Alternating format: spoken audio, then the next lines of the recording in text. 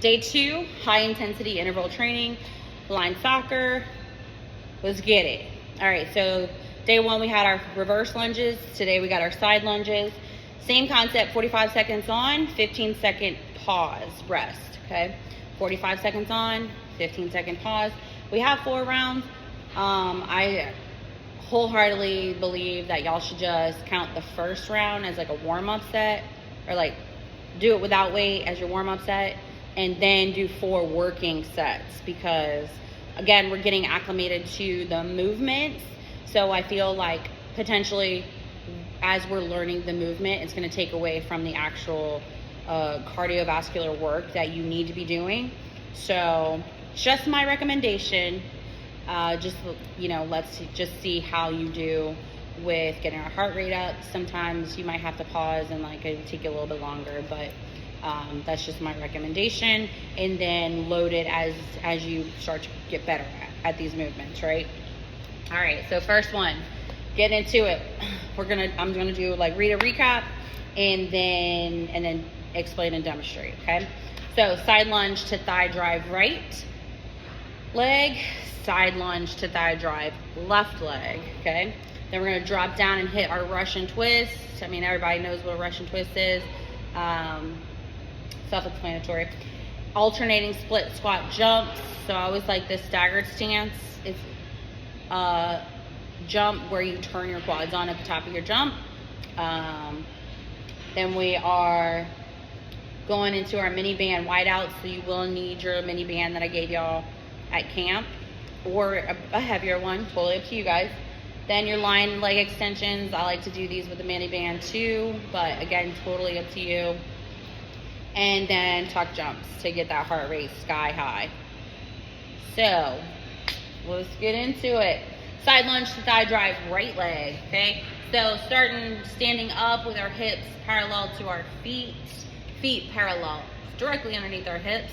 We are going to drop into our right leg, right side, okay? Again, aligning our nose, knee and toe in alignment. Knee is going to be on the outside of our foot, pointing to your pinky toe, okay? So all of my weight is going to be distributed on my right leg. I could lift my left leg if I wanted to, because at this point I shifted all my weight to my right leg in order to be able to load my hip. And then I'm going to push out of my hip extension on my right leg to get me that thigh drive. Now I push all my weight on my left leg, and then my knee is higher than my hip, or parallel to my hip. My calf is to my hamstring, and I'm dorsiflexed on my foot. Drop back into that right leg, nose, knee, and toe in alignment, and then quick off that thigh drive. Drop into it, quick off that foot, okay? So we're basically just distributing your weight to your right leg, to your left leg, to your right leg, to your left leg, okay? We use this mechanic when we're changing direction, so it's important that we get in control of this, dropping into that nose, knee, and toe in alignment, keeping that knee on the outside of your pinky toe, outside of your foot, keeping your arch high. That way we don't have knee injuries on the field when we're changing direction, okay? That knee being forced on the inside of our foot leads to a lot of ACL, MCL, PCL injuries on the field, on the turf. So if we can get in the habit of driving that knee towards the outside of our knee, loading our hip, trying to make sure that our hip is in control of all of our change of direction, then we're gonna limit injury a lot, and that's what we wanna ultimately do, right? All right, so we're switching sides. 45 seconds on, 15-second rest. Then we drop into that left side, okay? Left side, nose, knee, and toe in alignment, opposite arm, opposite leg, pushing into that thigh drive, getting that knee higher than your hip, dorsiflexion in your toe, calf to hamstring, right? So drop into that, straight into that thigh drive, drop into that side, that left side, straight into that thigh drive, all right? So that's our side lunge to thigh drive right leg, rest for 15 seconds, going straight into that left leg. Then we're gonna drop it down to the ground. We're gonna hit our Russian twist. All right, we've had these on other PDPs before, so drop it down to the ground. Okay, body like a V, so go ahead and hug your knees, chest up, back strong, and then roll into your tailbone, chest up, heels elevated, and then we're rotating our upper body torso touching the ground to your left side, rotating to the right side, and we're hitting that for 45 seconds, okay? Just simply keeping that core on, keep your rib cage down, okay? You want your rib cage to point to your pelvic bone so that way your core stays tight and we're not putting any type of stress on our low back or our thoracic spine that's unnecessary.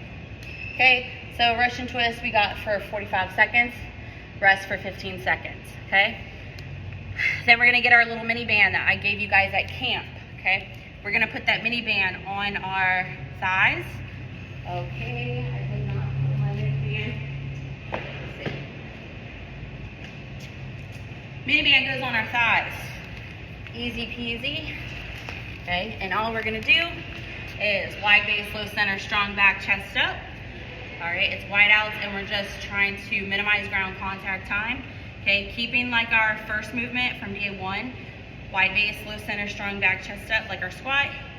Go ahead and roll onto the balls of our feet, okay? So now you should feel tension on your glutes, on the outside of your thighs, and we're just going in and out as fast as we can, just an inch away from your hips, and then your feet are gonna go back underneath your hips, okay? Because we're starting with our feet parallel to our hips, and then we're just gonna go an inch out and an inch in as fast as we can. Again, trying to minimize ground contact time, trying to get as many touches as we can for 45 seconds. In and out, fast as we can. 45 seconds on, 15 seconds rest. How do we make this harder? We just load up with a med ball, a weighted vest, a sandbag, or a kettlebell. Just make sure you're holding that kettlebell away from your body so that way that core gets into the movement. Lying leg extensions.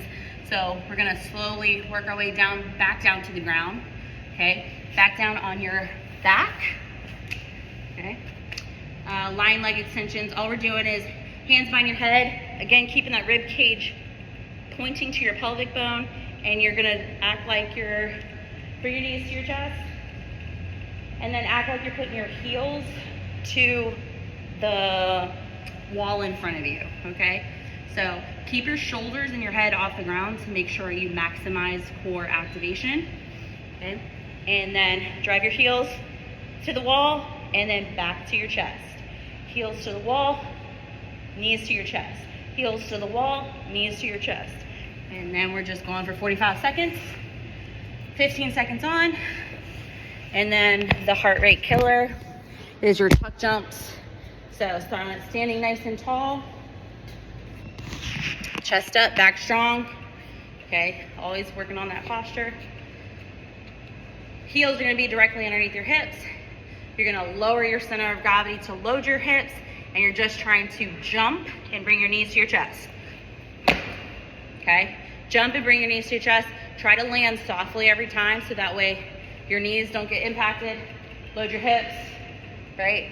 Wide base, low center, strong back, chest up, hands by your quads, like you're trying to wave away a fart. I don't even know, you know. And then we're gonna throw them hands up like we're bringing that fart to Jesus, right? So lower that center of gravity, bring those knees to your chest. Okay, easy day. So recap, side lunge to thigh drive right leg, side lunge to thigh drive left leg, Russian twist, alternating split squat jumps, mini band wide outs, lying leg extensions, and tuck jumps. 45 seconds on, 15 seconds off, 4 rounds. Try to do a warm-up set before you do your 4 working sets. Good luck.